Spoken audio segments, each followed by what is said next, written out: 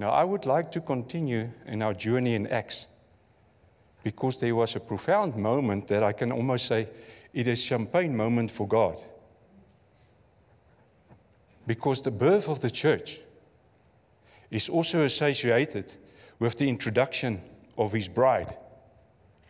Now, the bridegroom is very excited because all of a sudden the bride is being exposed and the journey of his preparing of his bride is happening. Don't you think that will call for great celebration? Well, heaven does. And it looks like something. And sometimes we're profoundly surprised of how God celebrates. It looks messy. That's why some people say, we think they are drunk. Because champagne is flowing and heaven is celebrating and the world is confused. And they say, surely this cannot be real. This cannot be God. So we must be careful when God celebrates and something comes in our midst and we don't understand, that we easily, from a human perspective, look at something and say, this is a waste. Just like the lady with the oil, pouring out beautiful worship. This is waste, man. We quickly to judge and look at something and we don't understand, but yet heaven celebrates in a beautiful way. It's a champagne moment. God celebrates something of a beauty of his bride. And he's looking forward to that. And he's getting excited. And the Spirit is behind this beautiful thing. And you see this, that they say they were in one place. And the Spirit infuses them. You know, just like that carbon dioxide can infuse in liquid. And there's an irritation. I've broke the equilibrium within. I stirred it.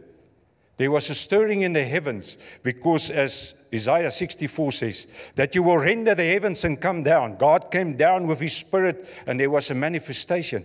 But what the Spirit did was he infused the lives of people. And all of a sudden, just like the uncorking happening, there's an uncorking and an upwards, outwards, sidewards bursting of something profound that I would like to explore with us this morning. Because you cannot say, I can stand neutral.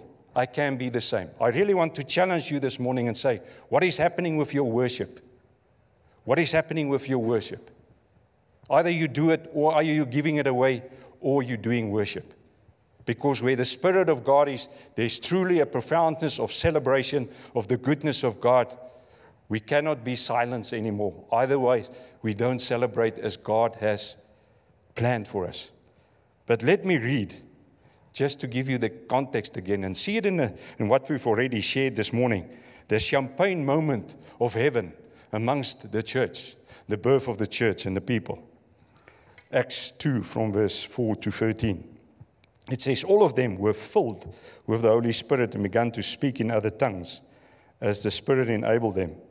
Now they were staying in Jerusalem, God-fearing Jews from every nation under heaven. When they heard the sound, they came together in bewilderment, because each one heard their own language being spoken. Utterly amazed, they asked, are all these who are speaking Galileans? Then how is it that each of us hear them in our own native languages? So then 15 languages, particular or nations, is been mentioned. I think for safety reasons, I will not try to pronounce them, because I will create new nations that never existed before. So let us play safe. I don't want to be God and create things that doesn't exist. Ne? So let's skip that. And then we continue here. And then it says, Cretans and Arabs, we hear them declaring the wonders of God in our own tongues. Amazed and perplexed, they ask one another, what does this mean? Some, however, made fun of them and said, they had too much wine. So I want to look at a few factors. And my topic, or my sermon topic, is when the power falls, worship erupted. When the power falls, worship erupted. If we truly look at it, if we take away the manifestation, the wind and the fire, the first thing that we see evident within the church is exuberant worship. And I want to look at a few distinct markers for us as a church when we talk about worship. Because what we see in Acts, it is a foundation that sets something in motion, and we need to continue with that. But we know over generations we have lost that momentum. We go sideways and we try our own ways, not building on the pattern that God has set there. So I want to look at a few markers. And the first thing that we see here clearly being mentioned is that we have heard them declared. So when we worship, we declare something. I hear so many men in particular that says, my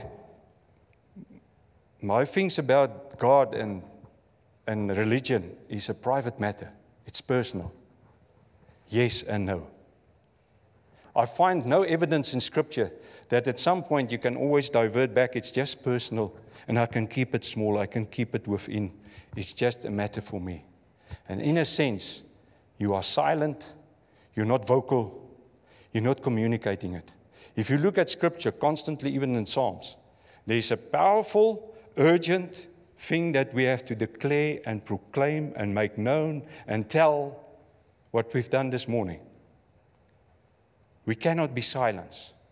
So my question to you, are you declaring only God's praises when we come here together on a Sunday? Are you truly just depending on what's happening here? Or are your declaration and your proclamation and your telling of His wonders happening every morning, every day? Because we are in deep danger if we limited worship and praise only to a Sunday service, only when we gather here. Because that's not God's design and plan. And we will look at it as we unfold and continue with this journey. But there's a profound declaration. It is making it known. You cannot, that's why they heard it. Because there was a declaration. And they heard them speaking about these wonders and these wonderful things. Are you doing that? Or are we silent?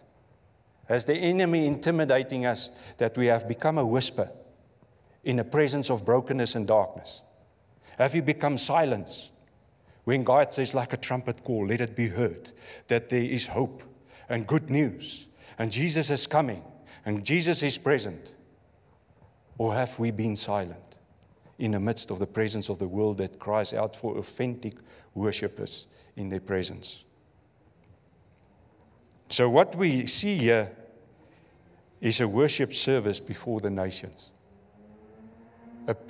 Almost a pre-screening of what we see in Revelations. Every tongue, every tribe, every people, every nation stand before this beautiful King and worship Him. It's almost like seeing that already here on earth. Standing before nations, this people worshiping Jesus before nations. And it captivates the hearts of these people. Edmund Clooney said, the gospel message is celebrated before it is communicated.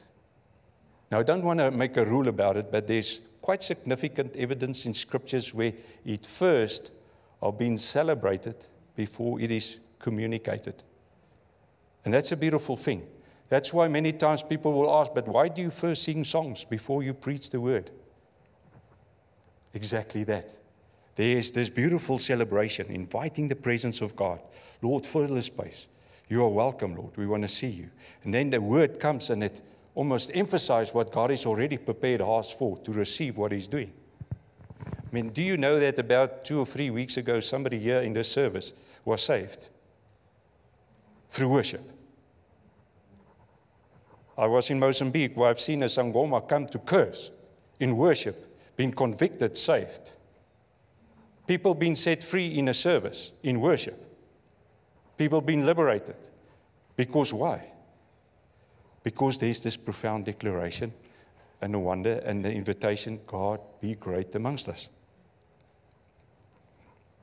So that's the first one. The second one is what I observe here. And please hear what I don't say in terms of what I'm going to say now. It says, according to me and what I see in Scripture there's no band, no instruments. And everybody participated.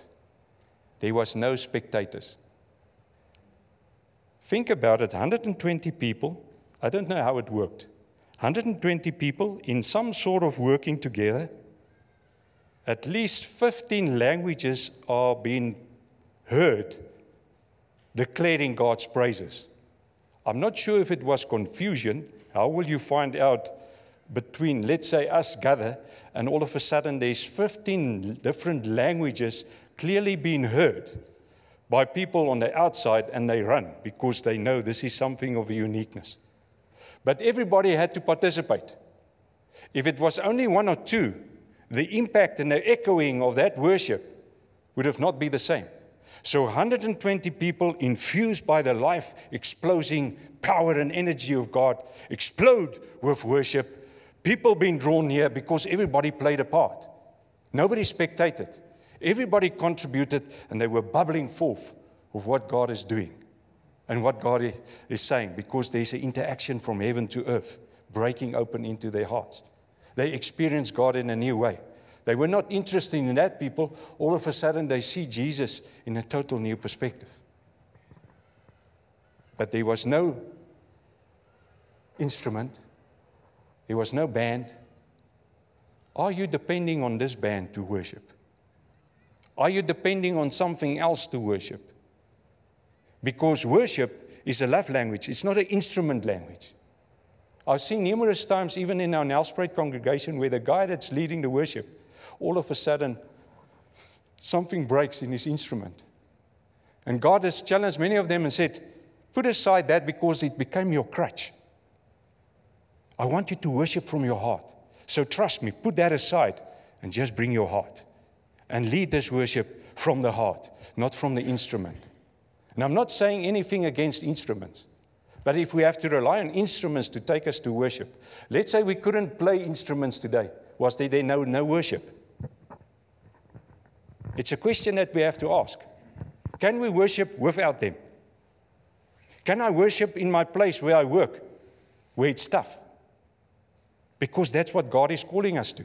There's a higher call because we're in a new dispensation. It's the Spirit is in amongst us, is in us, living in us, and He wants to express Himself. The Holy Spirit wants to express Himself, and that's what we see in Acts. He doesn't want us to push Him down. Don't put out the flame of the fire. Don't quench Him. But I do.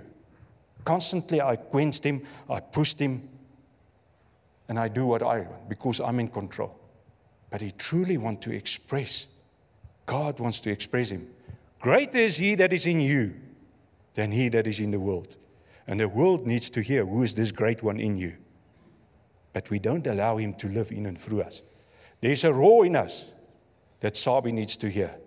And it's the roar of the Spirit that needs to be breathed out over this town and over its people. The third thing, it is gospel-centered. It is focused on Jesus. It's about the gospel of Jesus Christ. Here it says, they declared the wonders of God. That word wonders means megalia. It's the great works of God. Now, many people will say, well, maybe my testimony is a bit small. It was not so much that I've been saved from a car crash or this or that. It's small. You know, Jesus looked at the lady that put in the 2 coins, and it was a great act for Him of worship. So we must not think great acts always means great things needs to happen. We need to come with testimonies on a regular basis, that we encourage one another what God is doing in our midst, what God is doing in my life. And we need to come with thankfulness. We must create more and more that space to say, bring your testimonies, because we declare the gospel of Jesus, because what He's busy doing for us. And that's the beautiful thing. That's what they have done. They've declared the wonders of God, and that's why these people came and say, but I need that, what I've heard there, and what this guy has proclaimed. That's my situation. And if there's hope for him, I need that. And they've been drawn to that place because God has helped him. And he needs that same help because he's desperate. He's calling out, just like you and me called out. But Jesus gave us the answer, and He wants to help them too. You and I need to declare the wonders and the beauty and the glory of God, because it's our privilege. It's an honor, because it's our King. We love Him. As we said this morning, we express our love, the great things that He's done. We said it this morning, but let's do it then. Let us not just sing about it, let's talk about it and encourage one another. We know that some of the great works is the incarnation, His resurrection, the ascension, that He sits on the throne. That is some of the mega works. And we must never grow cold of that. Constantly just thank Him, Lord, I was on death row. I was separated from You. I just want to thank You again for saving me, redeeming me. I was a lost man. I was an evil man. But You came and saved me, and You give me hope. You give me a future. You give me a new name. I'm chosen by You. I thank You, Lord, for that. May it be a constant thankfulness every day, every moment of our lives, because otherwise we become disgruntled. I don't have this. I don't have that. I don't have that. What did God give you? What did God give you? And we must become thankful about that. Fourthly, we can clearly see that the presence of God was there, because there was wind and fire. Acts 4, there was the shaking. But many a times there's no evidence of such manifestations.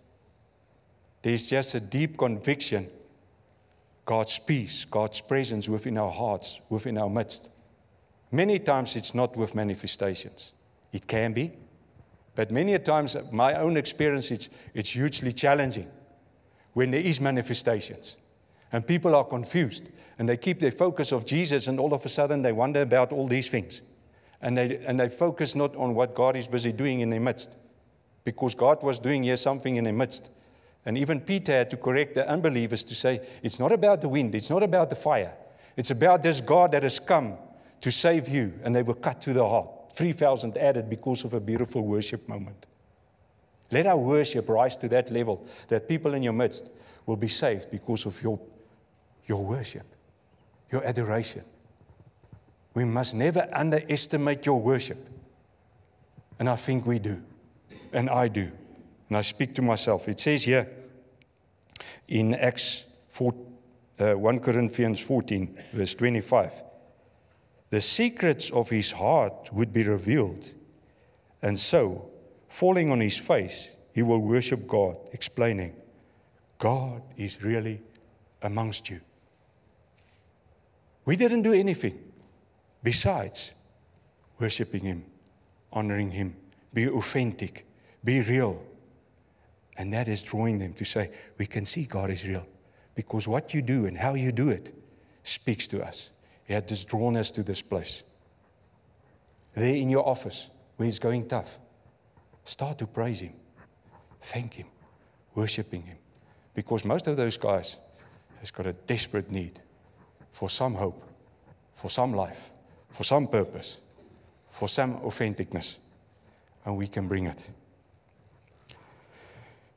The second thing that I would like to look at, there's three very distinctive reactions to worship that we see from this text. The general overall sense is there was bewilderment. They said they were bewildered.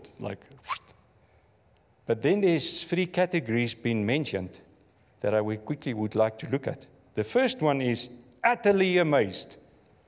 Is these people that was dumbstruck. Wow, they were captivated. They were so in awe of Jesus, and they just bowed down. They just worshiped. They gave them all, as broken as they were. I mean, this was the people from the outside. This is not the believers that he's worshiping. This is the outside people and their response. Some were utterly amazed to say, God is in our midst, and I'm not dead. God has come to save me. God has come to redeem me, and I'm utterly amazed. I'm so dumbstruck. And Lord, thank you for your mercy and your grace that you allow me to accept you as Lord and Savior. And you find that in midst of people. There's those that are utterly amazed. They respond, their heart is soft. But then there's a second group, amazed and perplexed. Now they are a bit like, yes, I experienced something, but tell me more. Share a bit more. There is something very unique. I experienced, this is not natural. This is very supernatural. There must be something. But explain to me what is happening here in our midst, because I'm confused. There was the wind and the fire and things, and tell me more, because I'm very interested. It's a positive position. They're leaning in. They want to know more. And we need to help them to draw them into the presence of God. They're almost like a step in and a step out, but God wants them to stand fully in this beautiful relationship with Him, saving them, redeeming them, bringing into His kingdom. And then, the last group, the mockers. They're just drunk. The intimidators. This is not authentic, man. This is jokes. What about this fire and so on? This is not real. These guys just want to play on our emotions. They just want to intellectually do certain things. You will always find mockers in your presence, and they will always intimidate you. Can I ask you, has the mockers and the intimidators robbed you of your worship? Because you're authentic, all of a sudden there's pressure. Just like Goliath put pressure on certain people. And they couldn't worship, just one man, little boy, understood worship. And he could stand in the presence and say, but you're not coming against us, you come against my God, and I know there's God. And I've seen him, how he taken out the bear and the lion, and you number 3. Because in his presence, you're like nothing. He understood God, and he understood the worship of God. And he know this man has got no place to stand in the presence of God. But have we allowed mockers and intimidators to rob us of our worship? What is happening with our worship? I think we've got a beautiful opportunity to tell the world, and I trust that they will be utterly amazed, perplexed. And if the mockers come, say, Lord, you also know them, and you also love them, but we're not going to be silenced because they think we're a bunch of loonies, and we're different, and we're peculiar, because we are. Scripture says we are peculiar people. 2 things that I would like to look at. There's 2 elements of worship that I find in this text. The first one is celebration. And that's the vertical dimension. So we can clearly see this people, the people of God, being together as the Spirit come. There was almost a new, profound way of seeing God. Seen Jesus, has seen the resurrected Jesus, walking with them, showing them, and so on. All of a sudden, they see him anew. And it just burst out. Worship burst out because they've never seen him like that. They see him again, and they see him again, and they see them again, and just worship pops out. Worship explodes. Just like the angels, see him again, holy. See him again, holy. See him again, holy. Holy, holy, holy. They cannot stop being absorbed by the greatness of Jesus. And this moment, there was this, again, wow, I cannot stop praising you. They were not interested in what is happening. All of a sudden, boldness and courage came with the package. That they could stand up and rise up because of worship breaking into their hearts. They could see Jesus afresh like never before. And it's just a continuous flow in that moment of, wow, Lord, we didn't see you like this before. And we're undone. That's the celebration that is breaking forth in this moment. And it's a continuous thing. Is your worship a continuous thing? Or are we just going through the motions? Just more. Yeah, Lord, every week we come, we worship the same songs, the same things. Again and again. Lord, we see you afresh. Your beauty, your saving grace. I see you as your Savior. I experienced it like that yesterday. I see it like this today. And I'm overwhelmed that you consider me. I'm grateful. Again and again. And B, it's a proclamation. Where there's vertical, there's a horizontal. This beautiful proclamation that we see, that's flowing from their hearts. They proclaim the wonders of God, as I've already said.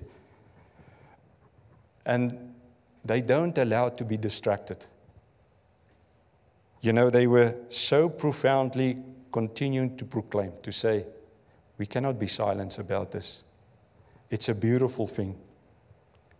And I want to ask you, start proclaiming. because the world will not know if we don't speak up. How beautiful are the feet of those that is going. How will they hear if we don't go, if we don't proclaim? And it's a constant activity. It's a consistent activity. It's not a Sunday thing. It's a daily thing because we are worshipers. God is looking for worshipers. And I trust it's you and me that has been called to that. There's two products of worship. Throughout the Bible, there's a close, vibrant relationship between worship and witness. It is reflected in two ways. People far from God are drawn to Christ through worship, and people close to God are compelled to share Christ after worship. If I truly worship Him for who He is, there will be a going. There will be evangelism. If it is not, then I really want to ask you, because Scripture says that over and over. As they worshipped, there was the going. Otherwise, I worship something that I've made up in my own mind.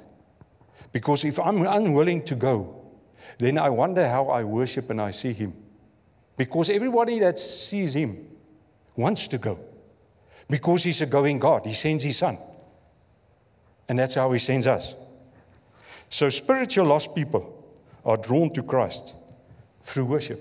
And we've said it before. And 1 Corinthians is one of them. It says that they were in their hearts convicted.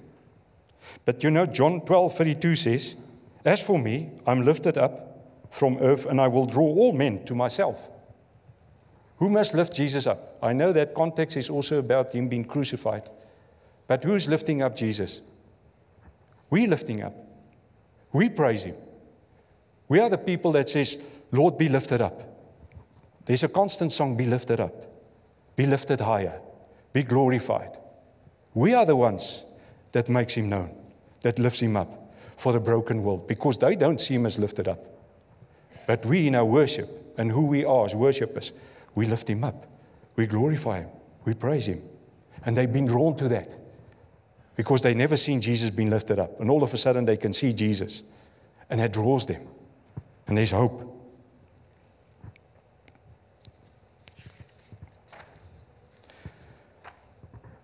Spiritual saved people are sent out to share Christ after worship. If you think of the account of Isaiah 6, this well-known prophet, I mean, he already functioned to some degree as a prophet, and I think he has seen God to some degree. But there's a profound moment that he says, "I saw the Lord, high and lifted up, train of His robes." Moment of intense worship, and he felt like so undone, so indifferent to God that he said, "Help me, because I'm in trouble. I feel like one of these people that is lost, an unbeliever, because the new way I've seen you, the new way you've opened my eyes, and I worship you in a new way." And all of a sudden, who will go for us?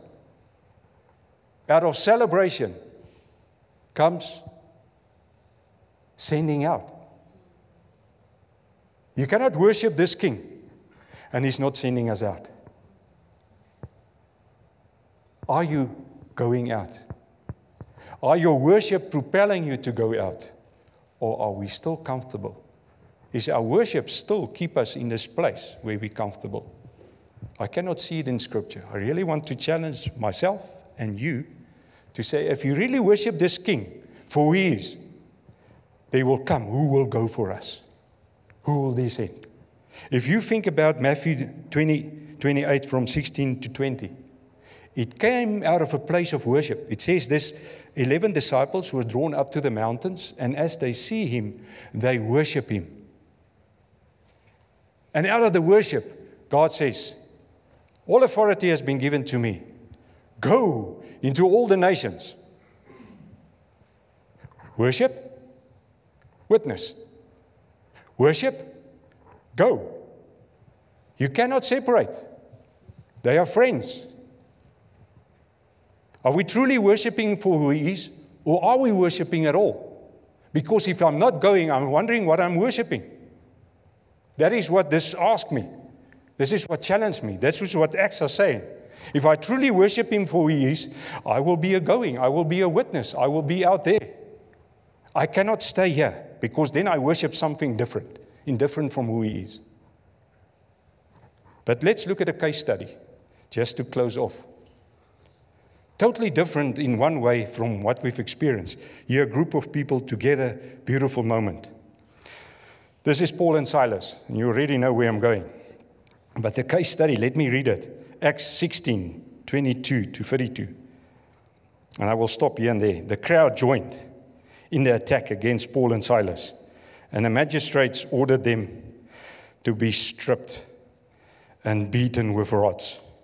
And after they've been severely flogged, they were thrown into the prison, and the jailer was commanded to guard them carefully.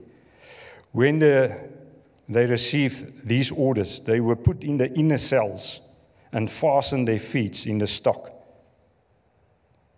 What terrible, inhumane, and godly treatment. You know, they were flogged in that inner chamber. Rats, humidity. You would think this guy is concerning my health, my future. I mean, I'm open, I'm bleeding, and I'm sitting here in the inner cell.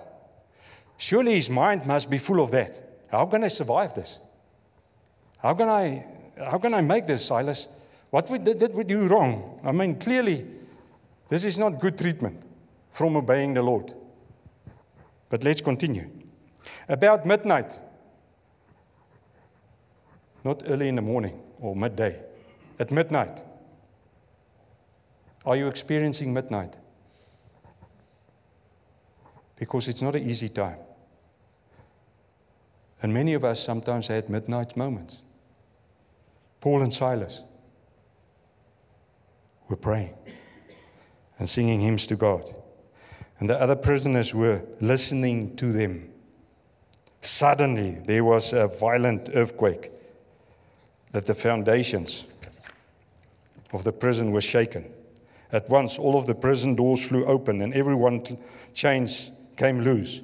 The jailer woke up, and when he saw the prison doors open, he drew his sword and was about to kill himself because he thought the prisoners had escaped. But Paul shouted, "Don't harm yourself. We are all here." The jailer called for lights, rushed in, and fell trembling before Paul and Silas. He then brought them out and asked, "Sir, what must I do to be saved?" They replied, "Believe in the Lord Jesus, and you will be saved, and you and your household." Then they spoke the word of the Lord to him and the others in his household. At that hour of the midnight, the jailer took them, washed their wounds. Then immediately he and all the household were baptized. Doesn't it challenge you? Doesn't it shake your boots? What am I doing with my worship? What do you do in your dark moments? What do you do in your midnight? Are we complaining? Are we murmuring? Philippians 2 say you will shine like stars if we don't complain and murmur. But if we worship this King, we will be like shining stars in a dark night, shining like light and the salt and the beauty of a Savior that has come for you and me. And we've got a privilege to shine for Him. What are you doing with your worship? You've got the Spirit within you. Allow Him to be who He wants to be. And let us not limit God anymore for who we think He must be.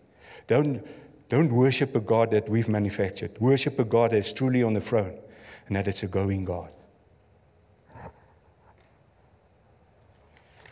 But as the Spirit comes, and He has come, may we continue to make room in our hearts for the King and the kingdom, for His Spirit. Let it not just be songs that we say, we make room for You. Here's my life, I surrender it. I give it to You afresh, Lord. Fill it. Permeate me. Influence me with a life of life, explosive energy of the Spirit and of God as He breathes in and through us. Can I pray for us?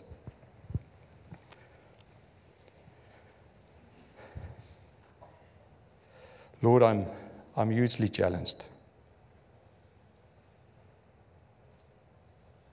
and my words are few. But I want to pray for me, and I want to pray for my brothers and sisters,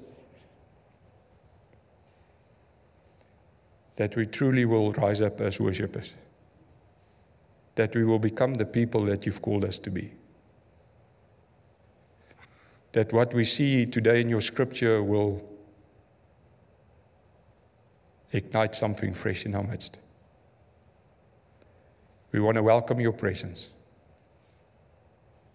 We want to welcome you, Lord, because it's all about your presence. The world longs for the presence of God, and we carry your presence. We communicate your presence. We show your presence. Help us, Lord, we pray.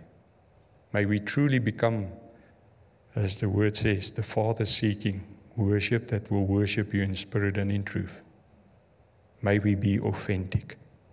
May we be real.